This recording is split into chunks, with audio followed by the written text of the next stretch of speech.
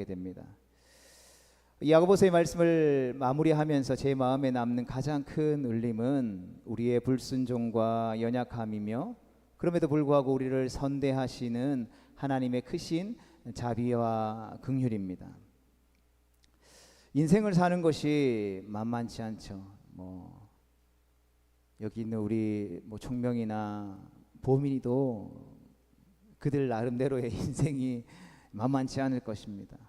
인생의 연수가 짧든 길든 모든 인생을 사는 것은 결코 만만치가 않다라는 것이죠. 더구나 흩어진 나그네가 되어서 이 세상을 살아가는 성도의 삶은 결코 호락호락하지 않다라는 것이죠. 야고보의 말씀을 간단히 정리하면 야고보 사도는 성도는 우리를 부르신 삶의 자리에서 믿음의 여정을 이 나그네의 삶을 살아가는 그 과정 가운데에 여러 가지 시험, 즉 믿음의 시련을 당하게 된다라는 것이죠. 때로는 자주 지혜가 부족해서 어려움도 겪는다라는 것입니다. 뿐만 아니라 물질도 부족하죠. 그래서 시도 때도 없이 욕심에서 일어나는 미혹이 우리의 삶 가운데에 들이닥친다라는 것입니다. 또 분노하게 하는 일들은 얼마나 많은지 육신이 아프고 배고프고 춥기까지 하다라는 것이죠. 뿐만 아니라 예수님을 믿는다라는 이유로 말도 안 되는 이유로 차별을 당하게 되죠. 또 때로는 가난하다고 무시당하고 힘이 없다라고 억압을 당하기까지 한다라는 것입니다. 뿐만 아니라 세상으로부터 비난과 비방과 정죄와 판단을 받죠. 착취당할 뿐만 아니라 분쟁하고 세속화의 유혹을 끊임없이 받는다라는 것이죠. 그러나 그럼에도 불구하고 야고보 사도는 성도라면 이 모든 상황을 참고 인내해야 한다라는 것이죠. 이것이 야고보가 전하고 있는 예수님을 믿는 하나님의 백성인 성도인 우리의 삶의 형편이라는 것입니다. 뭔가 좋은 것처럼 여겨져서 들어왔지만 실상은 전혀 좋은 것이 없어 보이는 것처럼 보이는 삶이라는 것이죠. 하지만 우리가 이러한 부정적인 형편에도 불구하고 절망하거나 포기하지 않고 끝까지 인내하며 믿음의 삶을 살아갈 수 있는 것은 그것은 바로 하나님이 우리에게 은혜를 주시기 때문인 줄 믿습니다. 아멘. 어떻게 은혜를 주십니까? 하나님 아버지께서 온갖 좋은 은사와 온전한 선물을 위로부터 우리에게 내려주신다라고 야고보 사도는 이야기하죠. 하나님 우리가 믿음으로 구할 때에 꾸짖지 아니하시고 후히 주시는 좋으신 하나님 아버지라는 것입니다. 뿐만 아니라 우리가 견디는 그 시련을 통해서 생명의 화관을 주시며 은혜를 주시되 더욱더 큰 은혜를 주시기 위해 항상 기다리고 예비하고 계시다라는 것이죠. 그리고 마침내 우리가 그러한 믿음의 여정 가운데에서 넘어지거나 부족함이 있음에도 불구하고 끝까지 표대 되신 예수 그리스도를 바라보고 우리를 부르신 그 믿음의 여정 가운데서 길이 참으면 하나님은 우리에게 이른 비와 늦은 비를 통해서 삶의 영육간 귀한 열매들을 맺게 하셔서 우리의 인생의 결말을 내시는 분이시다라고 야고보 사도는 말씀해 주고 있다라는 것이죠. 야고보서 5장 11절 말씀 우리가 지난 시간에 살펴보았던 것처럼 너희가 욥의 인내를 들었고 주께서 주신 결말을 보았거니와 주는 가장 자비하시고 긍휼히 여기시는 이시니라 했습니다. 지난주의 말씀대로 결말이라는 말은 채우고 완성하여 성취한다라는 뜻을 가지고 있습니다. 야고보 사도는 우리가 주님께서 욥이라는 한 사람에게 주신 결말을 우리가 보았다라고 말씀합니다. 우리가 본 욥의 결말은 무엇입니까? 그의 공경이 그치고 재물과 자녀와 장수의 복을 다시 받은 것이 아니라 주님이 어떠한 분이신가 하는 것이었다라는 것이죠. 우리는 연약하고 실제적인 삶을 살아야 하기 때문에 때로는 욥의 말씀을 읽으면서 지금 내 삶이 욥과 같은 어려운 형편에 처해 있지만 쫄딱 망한 것 같은 삶을 살고 있지만 하나님께서 욥의 결말을 통해서 소망을 주시는 것처럼 하나님이 내 재산이 불어나게 할 거야, 더 좋은 집으로 이사 갈게 할 거야, 더 좋은 차를 타고 더 좋은 직장을 얻고 자녀 우선들이 더 많아지고 이전보다 더 행복하게 살게 하실 거야 라는 것으로 이 욥의 결말을 우리가 유추해서는 안 된다라는 것이죠. 욥기의 말씀을 통하여서 하나님이 우리에게 주신 그 결말이 무엇입니까? 그 욥의 인생 가운데 함께 하시는 그 하나님이 어떠한 분이신가죠? 그 주님은 가장 자비하시고 긍휼히 여기시는 분이시라는 것입니다. 사랑하는 성도 여러분, 주님은 욥의 인생을 자비와 긍휼로 채우셨습니다. 주님은 자비와 긍휼로 욥의 인생을 어떻게 하셨다고요? 완성하셨다라는 것이죠. 나그네와 같은 인생을 살아가는 우리의 인생 가운데에 하나님께서 자비와 긍휼로 채우셔서 마침내 이루시고 완성하신다라는 것입니다. 우리의 나그네 인생 전체가 가장 자비롭고 긍휼히 여기시는 하나님의 은혜 안에 속해 있다라는 것이죠. 그래서 나그네의 삶을 살아가는 우리가 누리는 가장 큰 복은 하나님과 동행하며 하나님을 체험하는 것이라는 것이죠. 우리 화면을 같이 읽어보겠습니다. 시작.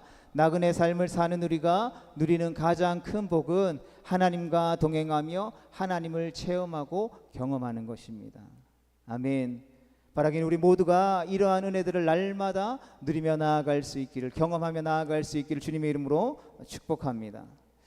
야고보서의 말씀은 총 108구절로 되어 있는데 그 안에 59개의 명령이 기록되어져 있습니다.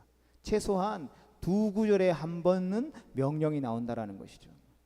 오늘 본문 말씀에도 여러 차례 명령이 나오죠. 13절에 보면 기도할 것이요 찬송할지니, 14절에 청할 것이요 기도할지니, 16절에 고백하라 기도하라, 그리고 이렇게 6번의 명령이 나오는 것을 보게 되죠. 그 중에서도 특히 시작과 중간과 끝에서 똑같은 말로 반복되는 명령이 있습니다. 그것은 바로 기도하라라는 명령인 것이죠. 그래서 13절로 16절은 기도로 시작하고 또 기도로 진행하며 기도로 마치는 것을 보게 됩니다. 이외에도 본문에는 기도와 간구라는 단어가 4번 더 등장하게 되죠. 15절과 16절과 17절과 18절에. 따라서 오늘 함께 읽은 본문 6절 가운데 무려 7번이나 기도가 나오며 매 구절마다 기도라는 말이 들어가 있다라는 것이죠. 따라서 오늘 이야기하고 있는 중심 주제는 누가 봐도 기도라는 것입니다. 야고보는 먼저 너희 중에 누군가 고난을 당하고 있다면 그는 기도해야 한다라고 명령하고 있습니다. 모든 성도는 고난을 당합니다. 고난을 당하지 않는 성도는 없죠. 그래서 성도는 평안하고 즐거울 때만이 아니라 고난으로 괴로울 때에도 신앙생활을 잘 해야 하는 것이죠. 고난이 있고 없고를 떠나서 상황의 좋고 나쁨을 초월해서 성도의 신앙생활은 변함이 없어야 한다라는 것이죠. 조금만 힘들어도 불만을 쏟아내고 주의를 지키지 않고 예배에 빠지며 기도하지 않는 것은 결코 건강한 성도의 모습이라고 할 수 없을 것입니다. 아무리 힘들고 어려워도, 아니 힘들면 힘들수록 더욱더 믿음을 지켜내려고 애를 써야 하는 것이 성도의 삶이라는 것이죠. 그러면 우리는 고난 당할 때에 어떻게 해야 할까요? 야고보 사도는 복잡하게 이야기하지 않고 매우 단순하게 말하죠. 성도들을 향하여서 고난 당하고 있습니까? 그러면 기도하세요 라고 이야기합니다. 때로는 우리가 신앙생활하면서 목사님, 집사님 힘든 일이 있어요 하면 성도님 기도하세요, 집사님 기도하세요 라고 이야기하면 아멘 기도하겠습니다 라고 이야기하시는 분들도 있지만 누가 기도하는 거 몰라서 이렇게 이야기했나 라고 이야기할 수도 있죠. 그러나 그럼에도 불구하고 성경이 우리에게 가르쳐주고 있는 고난 당하는 자에게 요구하는 권면은, 내려줄 수 있는 해답은 기도하라라는 것입니다. 이 말은 고난 당하는 성도는 하나님으로부터 해결을 받으라라는 의미라는 것이죠. 고난을 해결하는 하나님에 대하는 기도라는 것이죠. 성도가 참으로 두려워해야 하는 것은 고난 자체가 아니라 고난을 당하면서도 기도하지 않는다라는 것이죠. 우리에게 있어서 다른 해답이 없기 때문에 기도하는 것이 아니라 기도가 우리의 삶의 고난과 문제를 해결하는 가장 첫 번째 해답이 되기 때문에 기도하라고 명령하는 것입니다. 그런데 우리는 많은 순간 고난을 당하거나 삶에 문제가 생기면 가장 먼저 누구를 떠올리게 됩니까? 하나님 앞에 기도의 자리로 나아가는 것이 아니라 내가 처한 이 문제를 누가 해결해 줄 수 있는지를 생각하는 것이죠. 무엇으로 이 문제를 해결할 수 있는지를 생각하고 고민한다라는 것이죠. 그래서 물질로 이것을 해결할 수 있구나 하면 기도의 자리에 나가는 것이 아니라 물질로 그 일을 해결하는 것이죠. 또 내 주변에 있는 어떤 힘이 있고 명망 있고 능력 있는 사람이 이 문제를 해결해 줄 수 있다라고 하면 그 사람에게 가서 내가 이런 어려움을 처했으니까 나를 도와주세요라고 한다라는 것이죠. 그러하기에 야고보 사도는 고난당하는 성도들을 향하여서 그러한 세상의 것을 찾는 것이 아니라 그것은 성도에게 있어서 문제이기에 여러분은 하나님이 모든 문제의 해결자이라는 사실을 기억하고 하나님 앞에 기도해야 한다는 것을 말해주고 있는 것이죠. 이어서 야고보는 즐거워하는 자가 있느냐? 그는 찬송하라라고 말씀합니다. 그러니까 즐거워하다 앞에 있는 고난당하다의 반대말인 것이죠. 그러니까 성도에게는 고난만 있는 게 아니죠. 고난만 있으면 우리 삶이 어떻게 견디겠습니까? 기쁨도 있고 행복도 있고 즐거움도 있다라는 것이죠. 이럴 때 야고보 사도는 우리가 무엇을 해야 한다라고 말합니까? 찬송해야 한다라는 것이죠. 물론 우리는 즐거울 때뿐만 아니라 힘들고 어려울 때도 찬송해야 합니다. 여기서 우리가 눈여겨볼 것은 고난당하는 자와 즐거워하는 자 사이에 무엇인가가 자리 잡고 있다는 사실이죠. 이런 고난당하는 자와 즐거워하는 자 사이에 무엇이 자리 잡고 있습니까? 기도가 자리 잡고 있다는 것이죠. 그러니까 고난이 기도를 지나자 무엇이 되었다는 것입니까? 기쁨이 되었다는 것이죠. 기도하는 성도는 고난 중에도 즐거워하며 하나님을 찬송할 수 있다는 것입니다. 고난이 있어도 기도하는 사람은 기뻐할 수 있고 찬송할 수 있다는 것이죠. 그러니까 고난 자체가 즐겁거나 환영할 만한 일은 아니나 고난이 성도에게는 기도와 기쁨과 찬송의 길로 인도하는 길잡이가 되어야 한다라는 것을 우리에게 권면해 주고 있는 것입니다. 이어서 야고보는 너희 중에 병든 자가 있느냐라고 묻습니다. 성도도 인간이기에 병들 수 있고 병들면 아프고 괴롭다라는 것이죠. 그러니까 믿음이 없어서 병든 것이 아니고 육신을 가졌기 때문에 죄로 인해 후패해져가는 육신을 가졌기 때문에 병들고 아픈 것이라는 것이죠. 이럴 때 성도는 어떻게 해야 한다라고 야고보 사도는 권면하고 있습니까? 14절 상반절에 보면 야고보는 교회의 장로들을 부르라고 말씀합니다. 당시뿐만 아니라 오늘날에도 장로에는 두 가지 직분이 있잖아요. 목사로서의 장로, 그리고 성도들을 돌보는 장로의 두 가지의 장로들이 있다라는 것이죠. 병든 성도의 부름을 받은 장로들은 그에게 와서 주의 이름으로 기름을 바르며 그를 위해 기도해야 한다라는 것입니다. 기름은 치료를 위한 약으로 해석되기도 합니다. 그러나 종교개혁자 칼빈은 기름이 은혜를 상징하는 것으로 보았고 또 어떤 사람들은 축복을 상징한다라고 말하고 있습니다. 그런데 이 중에 이게 맞냐 저게 맞냐, 이게 약을 의미하는 거냐 아니면 진짜 식용유 참기름 기름을 이야기하는 거냐, 그것이 중요한 것이 아니라 장로들이 주의 이름으로 기름을 바른다라는 사실인 것이죠. 이것은 병자의 치료를 주님의 권세와 능력과 인격과 성품 등 예수 그리스도의 모든 것에 의존한다라는 뜻이라는 것이죠. 이것은 병자를 치료하는 능력이 장로들에게는 없고 오직 주님만이 병자를 치료할 수 있다라는 사실을 인정하는 표현인 것입니다. 이런 까닭에 병자가 기도를 통해서 병을 고침받았을 때에 장로들은 자신을 드러내지 않아야 하며 오직 주님만 찬송 받으셔야 한다라는 것이죠. 그러면 주의 이름으로 기름을 바르며 기도하면 어떤 일이 일어나게 됩니까? 오늘 본문 15절 말씀에 보면 믿음의 기도는 병든 자를 구원한다라고 했습니다. 여기서 병든 자를 구원한다라는 말은 영혼을 구원한다라는 말이 아니라 그를 치료하신다라는 실제적인 표현인 것이죠. 왜냐하면 문맥상에 병자에게 기름을 바르는 육체적 치료를 바르는 육체적인 치료를 말하며, 또한 바로 이어서 나오는 주님이 그를 일으키실 것이다 라는 말도 치료를 의미하는 표현이기 때문인 것이죠. 장로들이 기름을 바르면서 기도하지만, 그래서 믿음의 기도가 병자를 낫게 하지만, 이 모든 논리의 끝에는 주님이 그를 일으키실 것이다 라는 그 논리가 자리 잡고 있다라는 것이죠. 그래서 병자가 치유되고 고침받는 것은 기름이나 어떤 기도하는 행위 자체나 장로들에게 어떠한 능력이 있어서 고치어지는 것이 아니라 전적으로 주님이 하시는 일이라는 것이죠. 그래서 우리가 기도라고 하는 것은 온전히 주님만을 바라보고 의지하는 신앙 고백의 행위, 즉 믿음의 행위라는 것입니다. 그런데 성도 여러분, 믿음의 기도는 병든 자를 치료할 것이다 라는 이 말씀이 병자를 위해 기도하며 무조건 다 병이 치료된다라는 뜻을 의미할까요? 많은 사람들이 여기에서 걸려 넘어지고 시험에 들죠. 많은 목회자들의 딜레마도 바로 여기에 있습니다.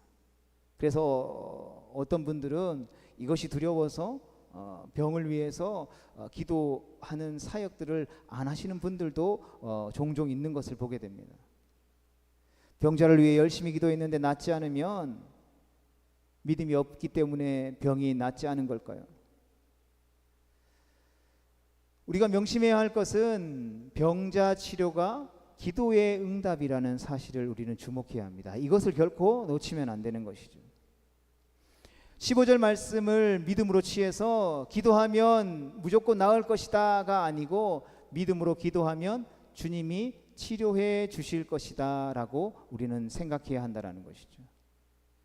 야고보 사도는 혹시라도 발생할 오해를 피하기 위해 믿음의 기도가 병든 자를 구원하리라는 말에 이어서 곧바로 주님께서 그를 일으키시리라 라는 말을 덧붙이고 있는 것이죠.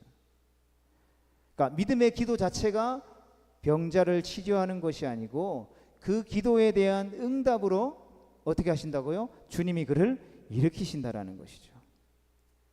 장로들이, 즉 목사들이 믿음으로 기도하지만, 믿음의 성도들이 주님이 주신 은혜 아래에서 누군가를 위해서, 지체들을 위해서 기도하지만, 그 기도하는 행위 자체가 병자를 치유하고 일으키는 것이 아니라 오직 주님이 그렇게 하신다라는 것이죠. 그러므로 우리는 믿음의 기도는 병든 자를 구원하리라 라는 말씀을 모든 경우에 치유가 보장된다라는 식으로 오해하면 안 되는 것이죠. 하나님이 필요하다고 인정하신 때에만 기도의 응답으로 어떻게 해주신다고요? 치유해 주신다라는 것입니다. 중요한 것은 하나님의 능력과 하나님의 원하심이지 우리의 기도 자체가 아니라는 것에 우리는 주목해야 한다라는 것이죠. 하나님의 능력 때문에 기도가 효과를 내고 능력이 있는 것이지, 기도 자체가 무엇을 이루는 것이 아니라는 말씀인 것입니다. 이것은 야고보의 중요한 가르침 중에 하나입니다. 야고보서 4장 15절 말씀에 보면 주님의 뜻이면 우리가 살기도 하고 이것이나 저것을 하리라 라고 했습니다. 인간의 생사하복이 오직 누구의 뜻에 달려 있다라는 것입니까? 주님의 뜻에 달려 있다라는 것이죠. 다만 하나님께서 그 어떠한 사람을 통하여서 그 뜻을 이루어 가시는 것이지, 그 사람을 통해서 하나님의 일들이 이루어지고 나타나는 것이지, 그 사람에게 그 어떠한 능력이 있기 때문이 아니라는 것이죠. 모든 것이 전적인 하나님의 뜻에 있다라는 것입니다. 기도 응답도 마찬가지라는 것이죠. 주님의 뜻이면, 주님이 원하시면 죽은 자도 살리시는 것입니다. 기도에 있어서 핵심은 믿음도 아니요, 기도하는 행위도 아니요, 오직 무엇에 달려 있다라는 것입니까? 하나님의 뜻에 달려 있다라는 것이죠. 그래서 인간이 하는 모든 행위가 하나님의 뜻에 종속되어져 있는 것이죠. 그러므로 우리의 기도도 우리가 주님의 주권 아래 있으며 주님의 뜻에 복종하겠다는 신앙 고백이 되어야 하는 것이죠. 그래서 우리가 기도하는 이유는 내가 원하는 이것이 있으니까 하나님 앞에 기도하면 하나님이 들어주셔야 돼 라는 믿음을 가지고 기도하는 것이 아니라는 것이죠. 우리가 기도의 자리 가운데 나아갈 때에 우리의 기도의 핵심은 무엇입니까? 하나님, 내 뜻이 아니라 하나님의 뜻이 나의 뜻이 되어지게 하셔서 내 뜻이 이루어지는 것이 아니라 하나님의 뜻이라면 이루어질 수 있도록 하나님 역사하여 달라고 우리의 뜻을 하나님의 뜻으로 돌이키는 작업이 바로 기도라는 것이죠. 나의 뜻을 하나님 앞에 외치고 간절히 고백해서 나의 뜻을 관철시키는 것이 아니라 하나님의 뜻이라면 하나님의 마음을 나에게 주셔서 하나님 아버지의 마음으로 하나님의 뜻에 합당한 믿음의 기도를 올려드릴 때에 그 기도를 통해서 하나님께서 역사하시는 것이죠. 이게 별 차이가 아닌 것처럼 보이지만 엄청난 믿음의 차이를 나타내는 것이죠. 야고보는 이 치료의 결과와 관련해서 이제 한 가지 내용을 더 말씀해 주고 있습니다. 15절 하반절에 보면 혹시 죄를 범하였을지라도 사하심을 받으리라 했습니다. 야고보는 한 가지 가정을 하죠. 그러니까 병의 원인이 죄 때문일 수도 있다라는 것입니다. 물론 이 말이 모든 병이 다 죄 때문이라는 말은 아니죠. 그래서 뭐 아픈 사람 하면 뭐 귀신 들려서 아픈 거야 라고 하는 이단적인 사상이 뭐 한 30년 전에 한국 이 교회 안에 막 떠돌았던 적도 있었습니다. 물론 하지만 죄로 인해 생긴 병일 수도 있다라는 것을 야고보 사도는 열어놓는 거죠. 만일 그렇다면 장로들의 믿음의 기도를 통해서 주님이 그를 치료해 주셨으니 결국 그의 병의 원인인 죄도 하나님이 용서해 주신 것이 된다라는 것입니다. 계속해서 기도에 대한 부분들을 이야기하면서 이제 야고보 사도는 17절과 18절에 가서 이 기도를 마무리하면서 엘리야의 기도를 예로 듭니다. 17절 말씀에 보면 엘리야는 우리와 성종이 같은 사람이도래라는 표현이 있습니다. 이 엘리야에 대한 그 기도를 마무리하는 그 표현에서 엘리야라는 사람을 등장시키면서 그 엘리야에 대한 첫 번째 설명은 무엇입니까? 그가 사람이었다라는 것이죠. 야고보는 대체로 이 야고보서의 말씀을 통해서 사람에 대해서 긍정적으로 이야기하는 것이 아니라 부정적인 이야기를 합니다. 그는 사람이 의심하는 연약한 자라고 표현하죠. 두 마음을 품어서 모든 일에 정함이 없으며 유혹을 받으며 말하기와 성내는 데 빠르며 말씀을 들으나 행하기는 쉽지 않으며 행함이 없는 허탄한 자며 말에 실수가 많고 길들일 수 없는 혀를 가졌으며 한 입에서 찬송과 저주를 낸다라고 인간에 대해서 부정적으로 평가하고 있다라는 것이죠. 그럼에도 불구하고 야고보가 이 기도를 마무리하는 이 시점에서 엘리야라는 한 인물을 소개하면서 그를 인간이다라는 말을 가장 먼저 쓰므로 그를 소개하는 것은 아마도 인간으로서의 엘리야의 어떠함을 강조하기 위해서라고 보여줄 수 있을까요? 그래서 바로 연약함을 강조하려는 의도로 보이는 것이죠. 이 사실은 엘리야를 우리와 비교하는 데서 분명히 나타납니다.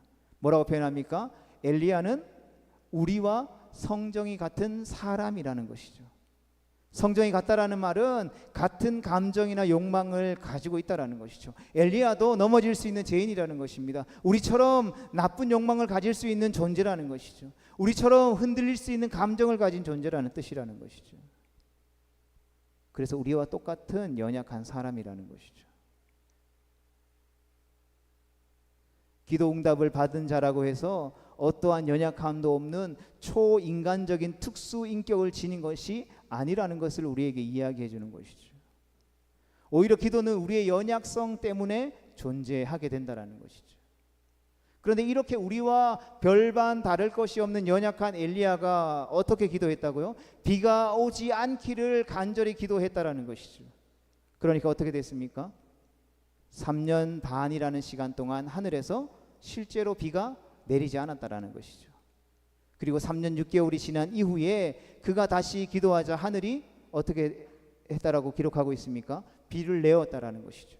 그리고 하늘이 비를 주었고 땅이 어떻게 됐다고요? 열매를 맺었다라는 것입니다. 우리가 이 엘리야에게서 특히 관심을 가져야 하는 것은 그가 기도했다라는 사실입니다. 분명 야고보 사도가 엘리야를 소개하는 그 표현에 있어서 그가 사람이라는 부정적인 말로 시작했지만 그는 여전히 불완전한 사람이요 우리와 다를 바가 없는 연약한 사람이라는 것이죠.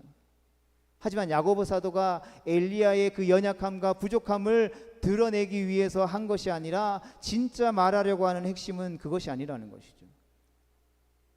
야고보는 그가 기도했다라는 것입니다. 그가 하나님의 뜻에 합할 때에 기도했다라는 것이죠. 이것이 중요하다라는 것입니다. 우리는 연약한 인간이기에 그래서 자주 분노하고 넘어지고 좌절하고 낙심하고 두려워하지만 이런 한계 속에서도 기도했던 사람이 누구라고요? 우리와 같은 성정을 가진 우리와 별반 다를 것이 없는 엘리야였다라는 것이죠. 아니 이런 연약함을 가지고 있었기에 엘리야가 기도할 수 있었다라는 것입니다. 그는 자신의 연약함을 뼈저리게 느꼈던 사람이죠. 그는 조그마한 사람들의 외침과 소문에도 야 너 죽일 거야 라고 하는 그 소리에 벌벌 떨어서 차라리 죽는 것이 낫습니다라고 우울증에 걸려서 로뎀나무 그리 시냇가에서 자포자기했던 인물이었다는 것이죠. 그러나 그는 그 연약함으로 인해서 하나님 앞에 기도했고 그 자신의 연약함을 기도로 해결했다라는 것이죠. 성도 여러분, 엘리야는 우리와 똑같은 사람입니다. 우리와 엘리야 사이에 본성적인 차이는 하나도 없다라는 것이죠. 엘리야나 우리나 모두 똑같이 연약한 인간일 뿐이라는 것이죠. 단지 기도를 하느냐 기도를 하지 않느냐에 따라서 엘리야와 우리 사이의 일치와 불일치가 같음과 다름이 생겨난다라는 것이죠. 성경이 하나님의 말씀이라면, 성경이 진리라면 성경이 무엇을 증언하고 있습니까? 엘리야와 우리와 성정이 같다라는 것이죠. 그러나 우리가 같은 성정을 가지고 있지만 기도하지 않으면 엘리야와 우리 사이에 중요한 차이가 생긴다라는 것이죠. 이것은 영적인 차이요 절대적인 차이라는 것입니다. 이와 함께 장로들의 기도와 마찬가지로 엘리야의 기도에서도 동일하게 나타나는 매우 중요한 교훈이 있습니다. 그것은 무엇입니까? 기도의 주관자는 하나님이시다라는 사실인 것이죠. 엘리야가 기도하자 비가 오지 않았고 또 기도하자 비가 왔다라고 성경이 기록하고 있습니다. 그래서 엘리야는 특별한 기도의 능력을 가진 사람이라고 성경이 표현하고 있습니까? 그렇지 않죠. 엘리야가 기도해서 하늘이 닫혔고 엘리야가 기도했기 때문에 하늘이 열렸으니까 엘리야는 위대한 하나님의 사람이야 라고 이야기하는 것이 아니라는 것이죠. 야고보는 이미 엘리야가 우리와 같은 연약한 인간 죄인이라는 사실을 분명히 밝히고 있다는 것이죠. 그러므로 우리가 주목해야 될 것은 어떤 표현입니까? 그가 다시 기도할 때에 하늘이 뭘 주었다고요? 비를 주었다라는 말에 우리는 주의해야 하는 것입니다. 엘리야가 비를 준 게 아니라 하늘이 비를 주었다라는 것이죠. 이 말은 하나님이 엘리야의 기도에 응답하셔서 비를 내리셨다라는 뜻입니다. 여러분, 엘리야가 이적을 행한 것이 아니죠. 그는 단지 하나님 앞에 기도했을 뿐이고 하나님이 그의 기도에 응답하셔서 비를 내리신 것뿐이라는 것이죠.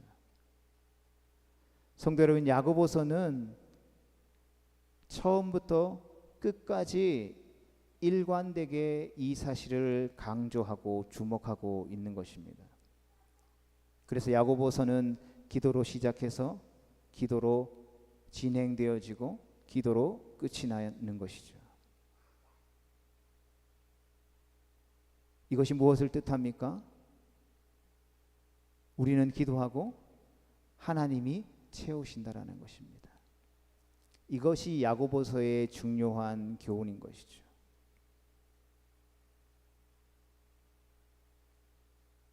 믿음이 없는, 행함이 없는 믿음은 죽은 믿음입니다 라고 이야기하는 것이 바로 이것을 의미하는 것입니다.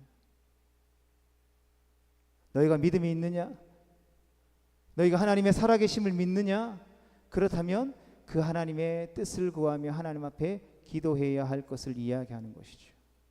그렇다면 하나님께서 너희의 그 믿음, 그 행함이 있는 믿음을 통해서 하나님의 채우심을 경험하게 될 것이다라는 것입니다. 사랑하는 성도 여러분, 야고보서는 1장 1절에서 성도는 흩어져 있는 사람, 즉 이 땅에 나그네로 존재하는 사람이다라고 말씀했습니다. 우리는 이곳에서 영원히 살 존재가 아니라 영원한 본향인 천국을 향해 나아가는 나그네라는 것을 이야기합니다. 그러다 보니 고난도 많고 필요한 것도 많다라는 것이죠. 하나님은 이러한 우리의 삶의 형편을 잘 아셔서 우리의 이러한 필요를 채우기 위해서 기도라는 하나님의 놀라운 은혜의 방편을 우리에게 주셨다라는 것입니다. 하나님은 우리의 기도로 우리의 부족함을 채우고 연약함을 극복하기를 원하시는 것이죠. 그러므로 우리는 부족함과 필요 때문에 불평하고 원망하지 말고 무엇을 해야 한다라는 것입니까? 기도해야 한다라는 것이죠. 이처럼 야고보 사도는 우리에게 기도를 명령하고 있습니다. 여러분, 기도는 이런 것입니다 라고 생각하는 것이 아니라 기도는 무엇입니까? 기도는 하는 것이죠. 기도는 공허한 이론이 아니라 우리의 삶의 실천이요 실제라는 것입니다. 기도는 행동하는 것이지 기도라는 이론을 내가 안다고 해서 기도하는 사람이 될 수 없다라는 것을 의미하는 것이죠. 야고보 사도가 기도는 이런 것입니다 라고 설명해 주는 것이 아니라 여러분 기도하세요 라고 명령하는 이유가 바로 여기에 있다라는 것이죠. 성도들, 우리가 기도하면 하나님이 어떻게 하신다고요? 응답하신다라는 것입니다. 비가 오지 않아서 땅이 타들어간다고 원망하며 있는 것이 성도의 삶이 아니라 하늘이 비를 주시도록 기도해야 하는 것이 바로 성도의 삶이라는 것입니다. 고난 중에도 기도하고 육신의 연약함을 가지고 있는 성도들 위해서도 기도하고 가정의 문제, 자녀들의 문제가 있을 때에 걱정하고 근심하는 것이 아니라 내 인생은 왜 이렇고 내 삶은 왜 이 형편없지라고 원망하고 불평하는 것이 아니라 야고보 사도는 우리에게 무엇을 명령하고 있습니까? 기도하라라는 것입니다. 주님의 몸된 교회를 위해서 기도하고 나라와 민족을 위해서 기도하고 열방이 주님 앞에 돌아와서 우리 주님이 다시 오실 수 있도록 기도해야 한다라는 것입니다. 너희가 이렇게 기도하면 너희의 믿음이 온전한 믿음이요 너희의 삶을 통해서 하나님의 놀라운 은혜와의 역사들을 목격하게 될 것이다라는 것이죠. 이것이 하나님의 백성들의 삶이었고 나그네이지만 나그네로서 이 삶을 마무리하지 않고 영원한 천국 본향에서 하나님의 놀라운 영광을 나타내는 거룩한 성도의 삶이 되어진다라는 것입니다. 사랑하는 성도 여러분, 이 야고보서를 마무리하면서 바라기는 우리 모두가 다시 한 번 더 우리 가운데 잊어버렸던 기도를 회복할 수 있기를 주님의 이름으로 축복합니다. 우리의 삶의 문제와 우리 해결되어지지 않는 그 고통 가운데에 고난 가운데에 우리가 좌절하고 낙마하고 쓰러져 있는 것이 아니라 우리가 기도할 때에 하늘의 문을 여시고 타들어가는 이 땅을 향하여서 의의 빗줄기를 부어주시도록 기도하는 우리가 되어질 수 있기를 주님의 이름으로 축복합니다. 우리가 기도할 때 하나님이 채우실 것입니다.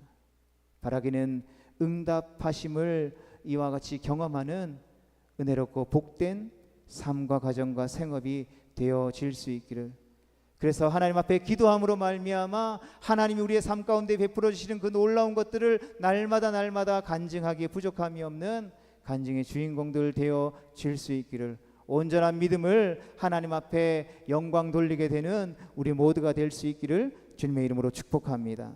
기도하겠습니다.